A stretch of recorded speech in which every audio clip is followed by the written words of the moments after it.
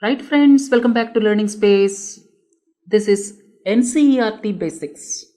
Most important to understand polity with clarity. Friends, I am trying to make it highly interesting with the questions and answers.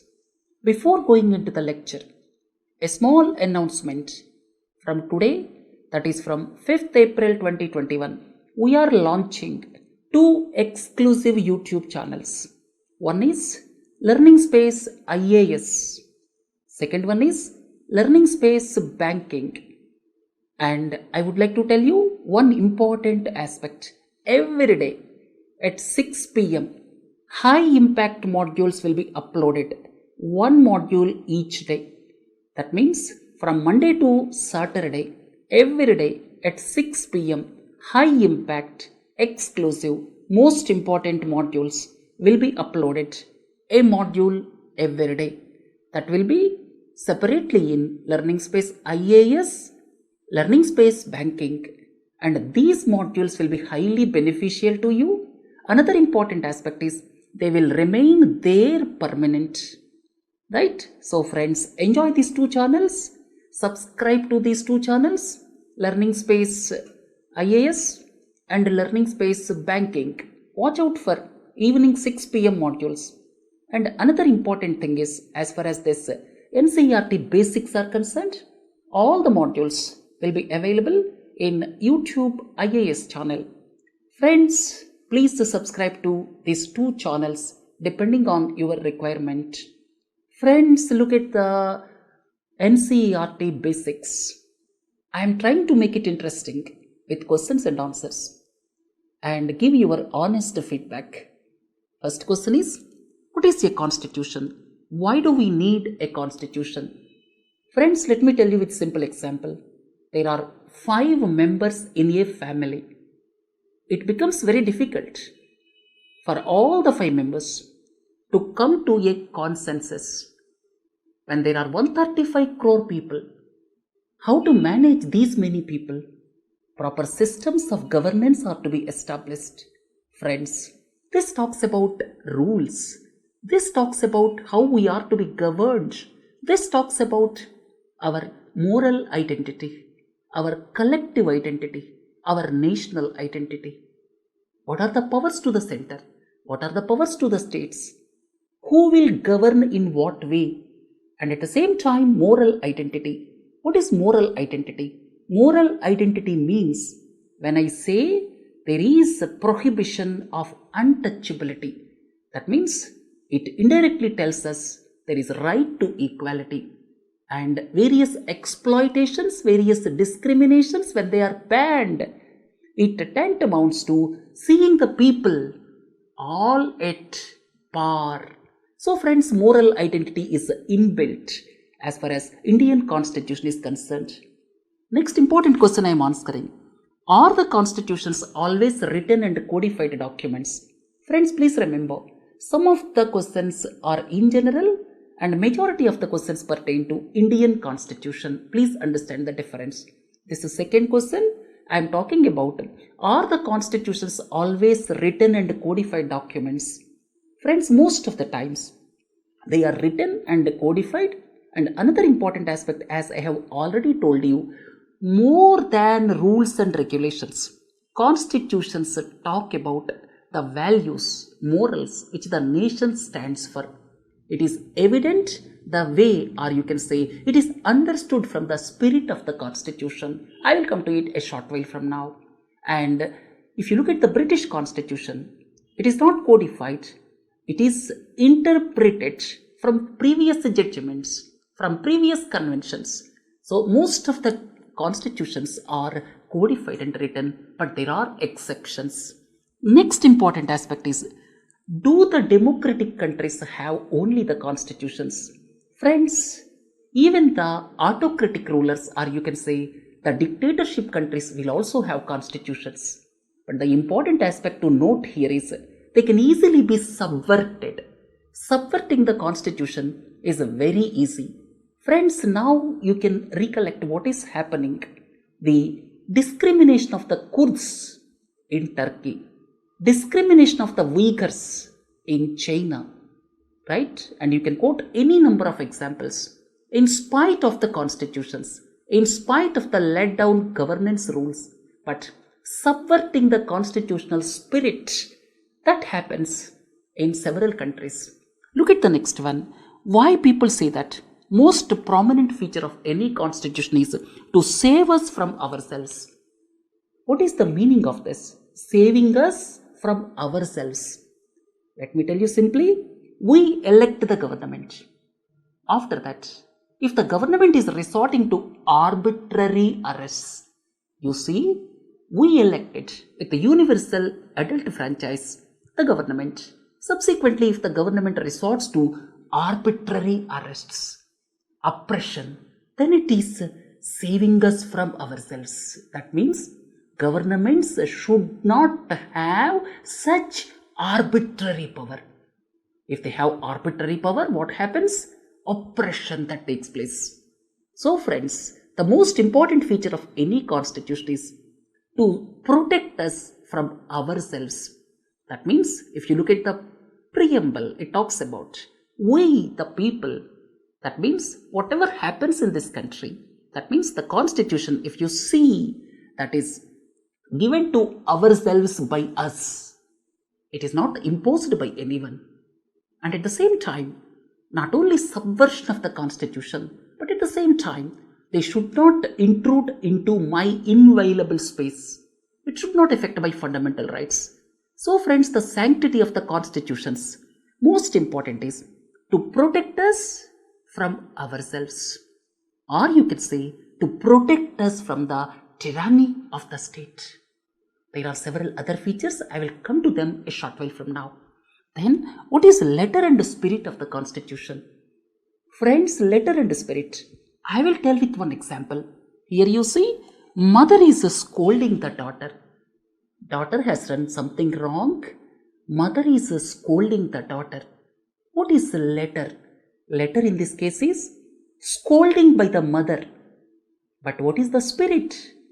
Spirit is in-depth love.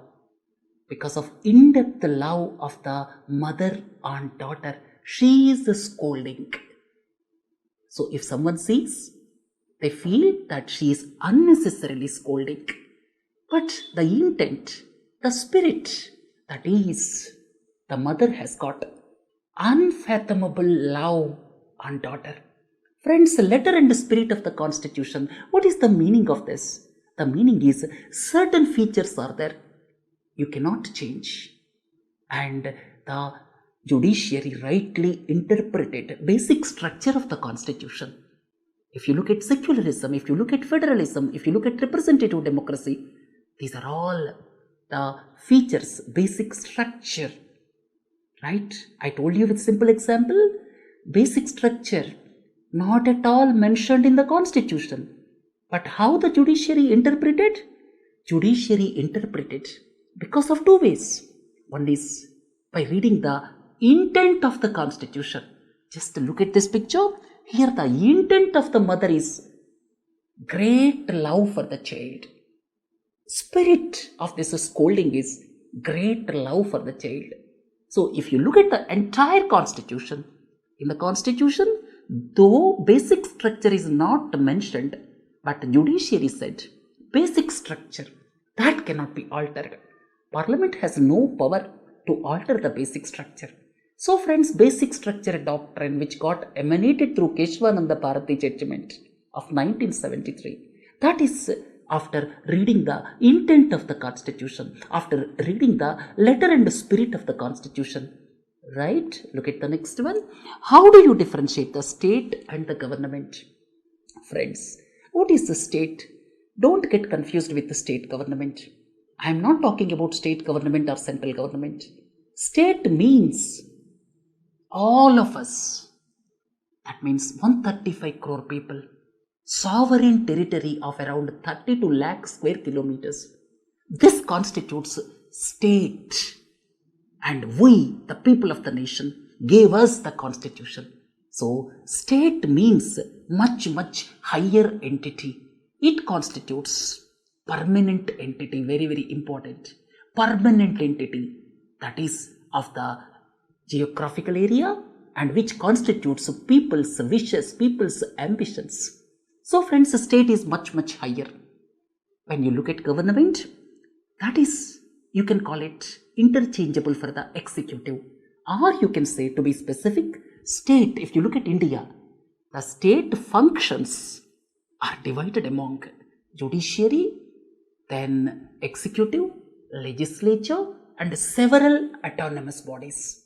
Autonomous bodies, for example, election commission, for example, finance commission, all these are autonomous bodies.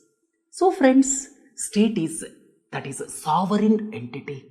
And in the next class, I will look at what is a republic, what is a sovereign. I am going to explain each and every word. This series will continue. I am trying to make it very simple. Right?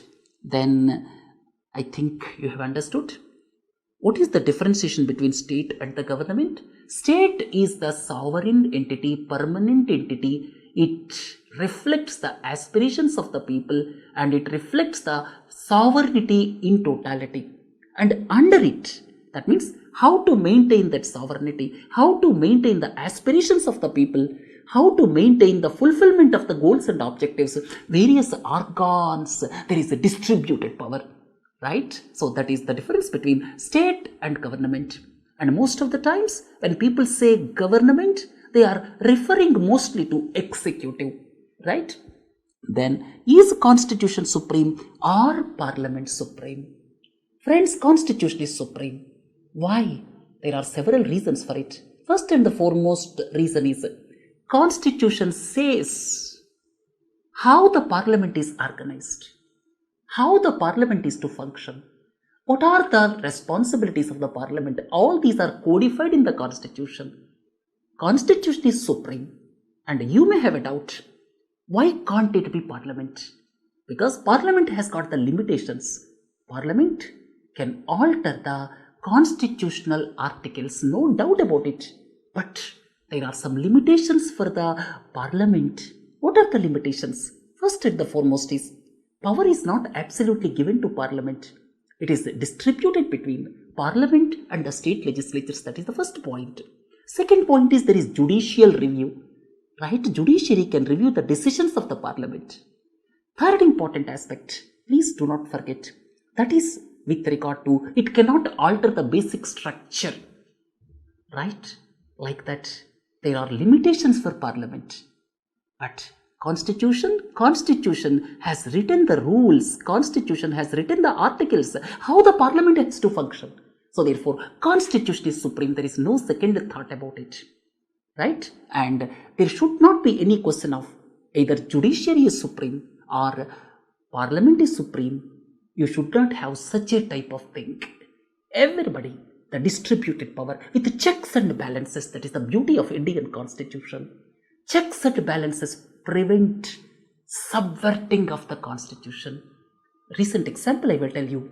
When the legislative, when it tried to balance, or you can say when it tried to enter into the recruitment process of judges, then the Supreme Court quashed it and it said it violates separation of powers. So friends, there are several features of Indian constitution which makes it, in fact, very difficult to subvert it. Even autocratic ruler cannot subvert it. It has flexible features, it has rigid features, and the bridge between flexibility and rigidity, that is basic structure. Or you can say basic structure consolidated the flexibility and rigidity, or you can say it acted as the bridge between flexibility and rigidity. Right? Is Indian constitution flexible or rigid? Friends, you have to say Indian constitution is both flexible and rigid. Flexible in the sense, if you look at Article 3, to alter the state boundaries. Just by law, you can alter the constitutional articles. Parliament by law, that means no special majority is required. And if you look at some of the features, that means Article 368 amendment, they require special majority and 50% ratification by the states. Some of the features I am talking about. Friends, you can say more consensus, please listen carefully, the constitutional amendment revolves around, first of all, it cannot alter the basic structure. Second important aspect is, most important one is, as far as constitutional amendment is concerned, why special majority? Because special majority is having more consensus. More and more members should agree. That is a special majority. At the same time, 50% ratification by the states in some cases. That means you can say more consensus plus limited approval from the states. That is broadly the feature of amending the Indian Constitution. As we go forward, several other things come into picture. We will discuss them. Why subverting the Constitution is difficult in India? Friends, more than 70 years passed. Of course, there are tumultuous period in 1970s when emergency was there. There were constitutional amendments like 38th, 39th, 42nd, which tried to subvert the Constitution. And still, Indian Constitution stood the test of the times. What is the reason for it? The reason is checks and balances, distribution of power as per the Constitution among the executive, among the judiciary, not only that, among the legislature and several autonomous bodies. There are several autonomous bodies as per the Constitution. So it is a distributed power with checks and balances. Right? When judiciary interprets in other way, then Parliament can go for constitutional amendment. Of course, it cannot touch the basic structure. So, when the judicial pronunciation or judicial interpretation, when it goes against the view of the executive, then it can propose constitutional amendment. And some of the articles, they can be amended very easily. Some of them with the special majority.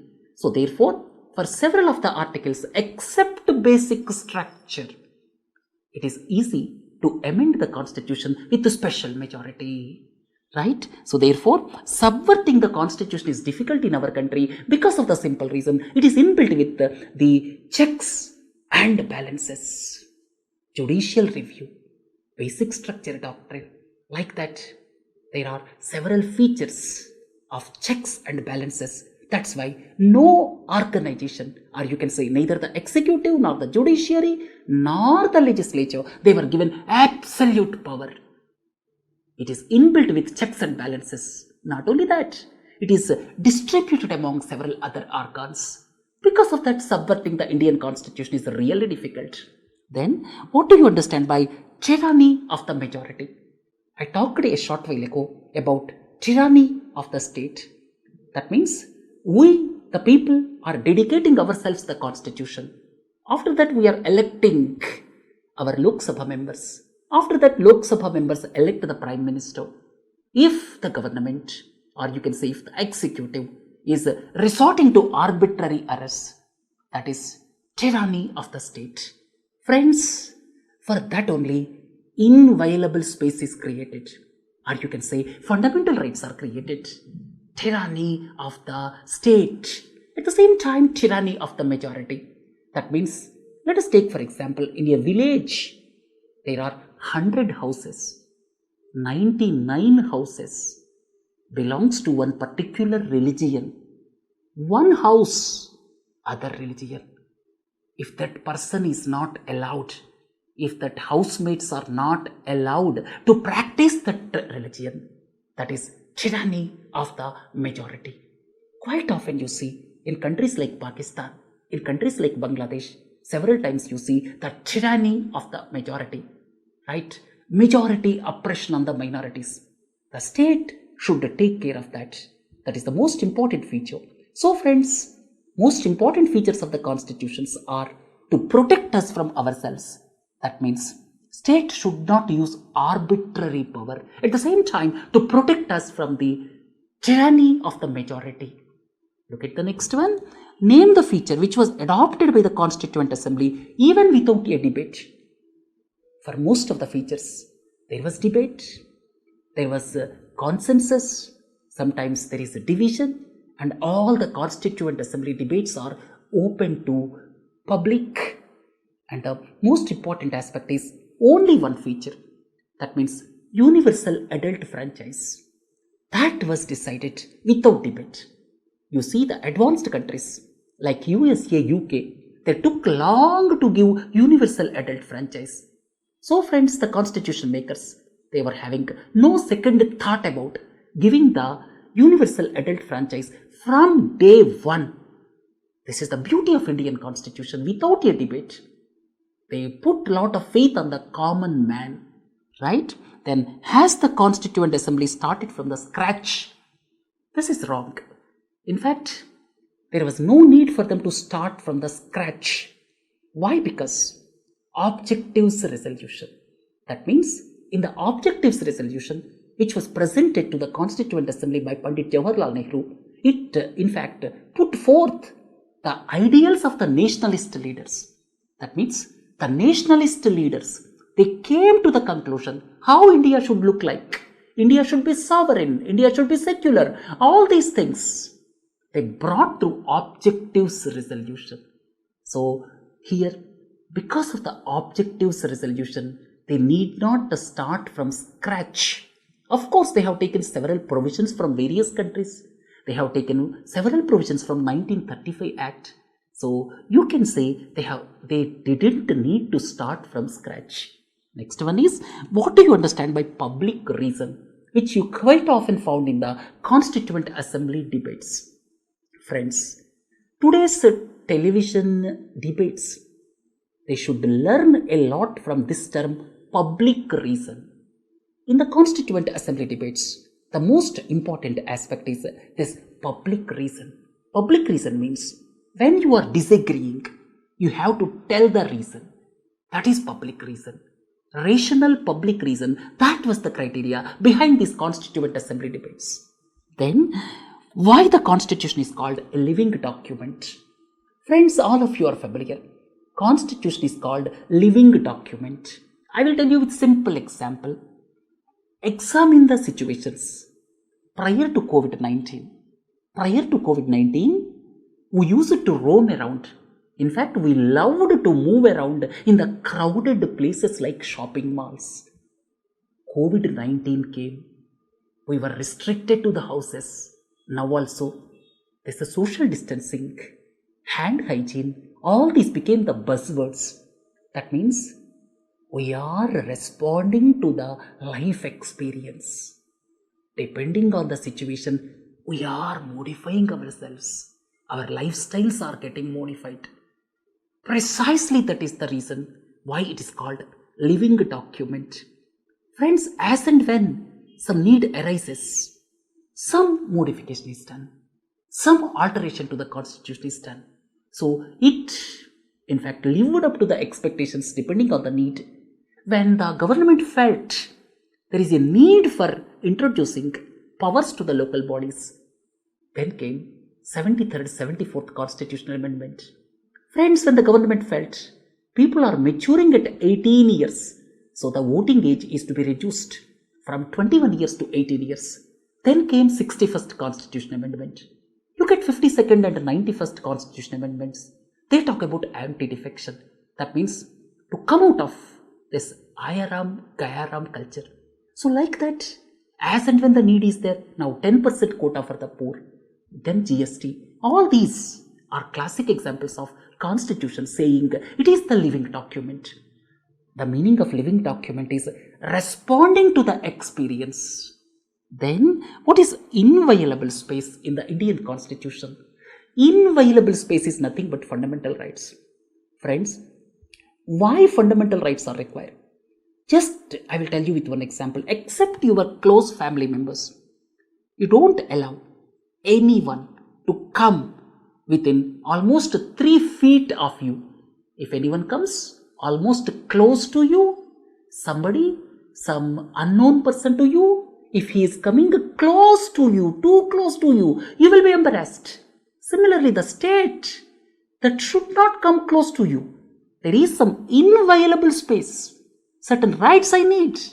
That is fundamental rights in the Constitution. That is called inviolable space. Friends, when we are discussing about fundamental rights, I will talk about everything. Liberalism, freedoms, all these things. What is positive liberty? What is negative liberty? All these will continue. Next one is, can we say that the Constituent Assembly is truly representative? Friends, to answer this question, truly may not be correct. But at that point of time, if you look at that point of circumstances, it is nearly representative. There are several features like one member representation in the Constituent Assembly for 10 lakh population. That is one thing. And the then scheduled classes, there are several members are there from scheduled classes, and depending on the population, they are divided among various communities like Sikhs, like Muslims, like other communities, like that. It is bifurcated among various communities. At the same time, after consultation, members were taken from princely states. That means there is representation from princely states. So like that, there is nearly representative at that point of time. Right? Which part of the Constitution is referred to as conscience of Indian Constitution? Most of you are well aware fundamental rights. I will further explain when I am explaining fundamental rights. Then the most important one, Indian government draws its authority to create equitable and just society. Friends, if you look at the 20th century constitutions, 20th century constitutions added one more element, that is with regard to creating equitable and just society. Friends, two things I would like to tell you. The government draws from the constitution various provisions to create equitable and just society from three parts.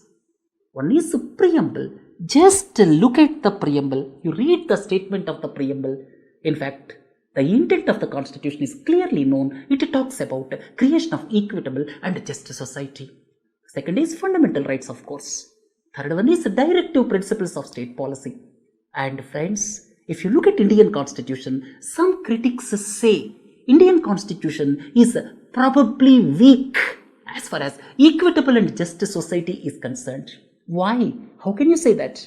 Because of the simple reason, these directive principles of state policy, they are not legally enforceable. Because of that reason, in fact, Indian Constitution is considered weak as far as equitable and just society is concerned. Right? Then, is diversity leads to discrimination? Friends, India is the country which is considered with huge diversity. A question arises, is diversity leads to discrimination? Sometimes it may lead to discrimination. Friends, what is discrimination? Discrimination means, I will tell you, two strands of discrimination. Right? One is prejudice. That means you are keeping some notion. You know how to speak English. You feel that the persons who does not know English, they are inferior. You may feel that those who are speaking vernacular languages, they are inferior. You may feel that persons from rural areas are inferior. Such type of prejudices, that is discrimination, right? And stereotype. So prejudice and stereotype, these two are discriminations. What is a stereotype? Stereotype, that means putting somebody into certain pattern. When you say women are not suitable for armed forces, that statement itself shows stereotype. Women are not suitable for some jobs. When you say that, it is stereotype. Without looking at the strength of women, you are making generalized comment. These are putting certain people in certain boxes. That is stereotype. Friends, stereotypes and at the same time prejudices, these constitute discrimination. Friends, we deliberated 20 questions today. This series will continue. We will try to make it highly interesting and highly useful for your civil services examination as we go forward. And once you listen to these lectures, then certainly your polity may become easy. And if you want to listen second time also, please listen second time. Friends, we continue this journey and we try to do this journey as fast as possible. And if this series, NCERT Basics, if required, that will be expanded beyond the number of modules already announced. Right, friends? We meet in the second module. Have a nice day. Thank you.